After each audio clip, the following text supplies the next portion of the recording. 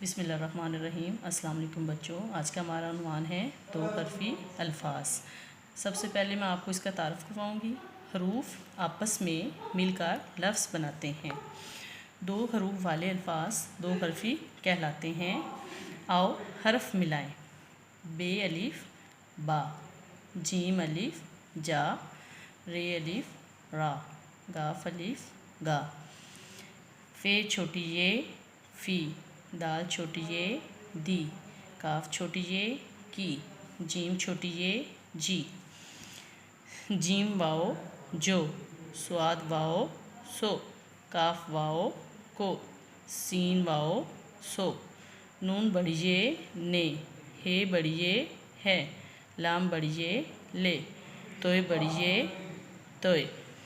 घर का काम। दो हरफ़ी अल्फाज लिखिए और याद कीजिए।